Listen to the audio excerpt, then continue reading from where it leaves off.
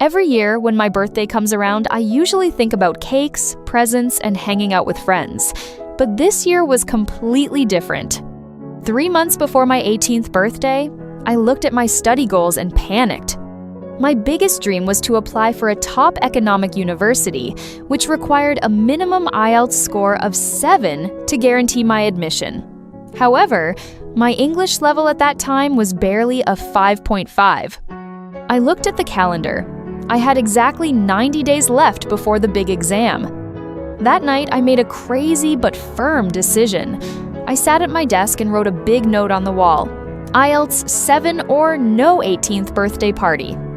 It was an ultimatum to myself.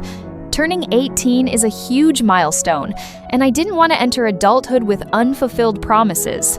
I wanted my birthday to be a real celebration of achievement. The 90-day countdown officially began, and I knew my life was about to become a living hell of books and test papers. To catch up with a 7 target in just 3 months, my daily routine completely changed. I had to sacrifice all my free time and social life. While my high school friends were watching movies or going out for coffee after class, I buried myself in the library. My weekends vanished. My phone was constantly on Do Not Disturb mode. I woke up at 5 in the morning to practice listening and spent my late nights analyzing complex reading passages. The biggest monster for me was writing task 2. I used to think my writing was okay, but when I tried to write essays under exam pressure, my mind always went blank. My grammar was full of errors, and my vocabulary was too simple for a 7-band score. On day 45 of the countdown, right in the middle of my journey, I completely broke down. I failed an important mock test. My reading score dropped significantly because the text was full of advanced academic vocabulary, confusing paraphrasing, and tricky, true, false, not given traps. I sat in my room at midnight, looking at the red corrections on my paper, and cried. I felt exhausted, lonely, and stupid. I started to wonder if my goal was too ambitious for a 17-year-old girl with an average background. During those darkest days, my family was my quiet support system. They didn't really understand how difficult IELTS was, but they knew I was fighting a hard battle for my future university. Every night around 11, my mom would quietly walk into my room, bringing a glass of warm milk or a plate of sliced fruit. She never pressured me. She just patted my shoulder and said, "Don't work too hard, look after your health." My dad, who is usually very strict and quiet, stopped turning on the TV loudly in the living room so I could focus on my listening practice. Their silent care became my anchor.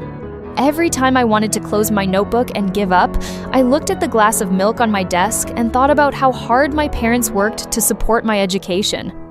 I couldn't let them down, and more importantly, I couldn't let myself down.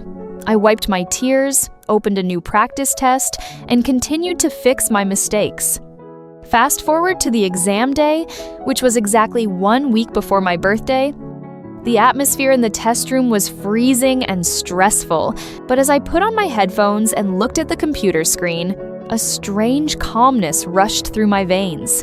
I remembered all the early mornings and midnight sessions.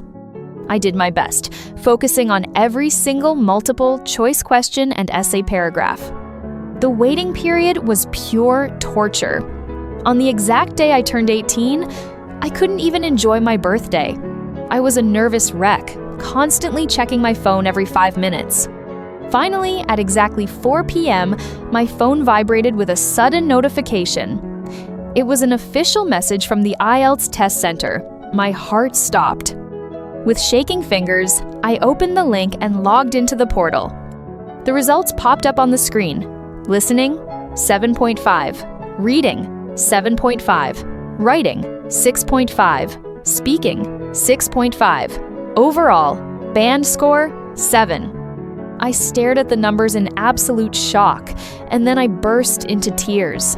My mom caught me in a tight hug, and even my strict dad had a huge smile on his face. My phone vibrated with birthday messages from my classmates, but the best gift was right there on my laptop screen.